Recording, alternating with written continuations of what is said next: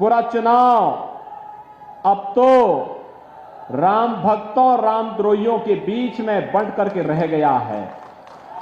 एक और राम भक्त है, पूरे देश का राम भक्त एक और खड़ा है और वह एक स्वर से बोल रहा है, जो राम को लाए हैं हम उनको लाएंगे। और दूसरी तरफ रामद्रोही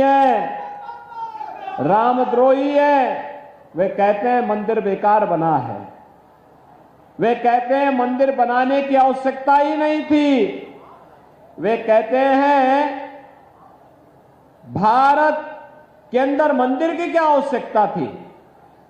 तो भगवान राम का मंदिर भारत में उत्तर प्रदेश के अयोध्या में नहीं बनेगा तो क्या काबुल और कंधार में बनेगा? क्या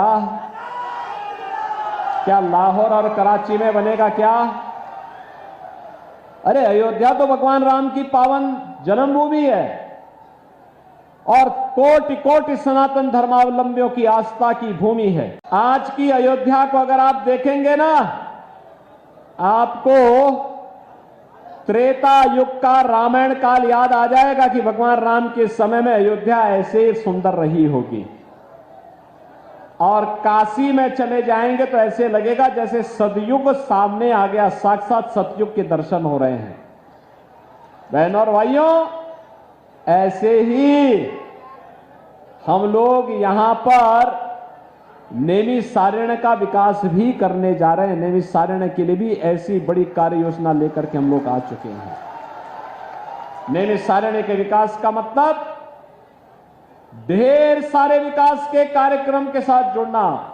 4 लेन की कनेक्टिविटी मिलेगी, कार्य प्रारंभ हो चुका है। वहां पे यात्री विश्रामालय बनेंगे, गोमती नदी का रिवर फ्रंट के रूप में डेवलपमेंट होगा, मंदिरों का पुनरुद्धार और सुंदरीकरण का कार्यक्रम होगा। वहां अंदर पे हरेक व्यापारी को पुनर्वास की बेहतरीन व्यवस्था दी जाएगी। नए होटल और रेस्टोरेंट खुलेंगे। वहां पे इलेक्ट्रिक बस की सेवा के साथ लखनऊ के साथ जुड़ने जो सेवा हम प्रारंभ कर चुके हैं, लेकिन साथ साथ हेलीकॉप्टर की सुविधा के साथ भी हम जोड़ने जा रहे हैं। सीधे हेलीकॉप्टर से लोग पहुंच करके जिसको भी आना है आराम से आ जा सकता है। और धीरे धीरे करके मेट्रो भी लखनऊ से बाहर आकर के वहां तक पहुंचेगी।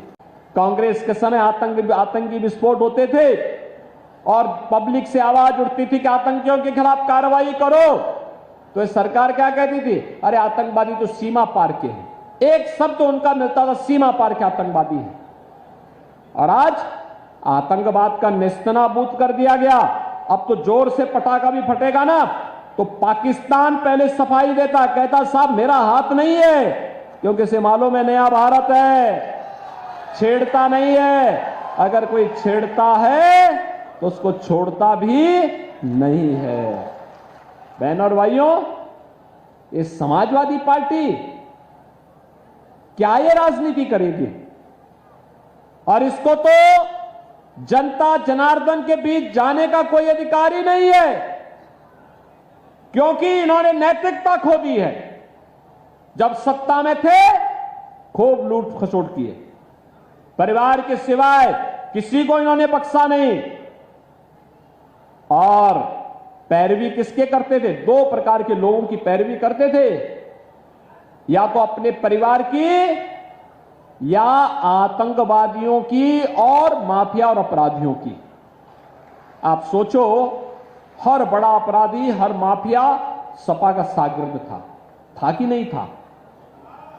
आपने देखा होगा जिन आतंकवादियों ने राम जन्मभूमि पर आतंकी हमला किया था, काशी में संकट मोचन मंदिर पर हमला किया था, जिन आतंकवादियों ने लखनऊ, वाराणसी और अयोध्या की कचहरियों पर हमला किया था, और जिन आतंकवादियों ने सीआरपीएफ कैंप रामपुर पर हमला किया था, अखिलेश यादव ने सबसे पहले मुख्यमंत्री बनने के बाद किसी एक फाइल पे साइन किया था, इन आतंकवादियों के मुकदमों को वापस लेने का काम किया था।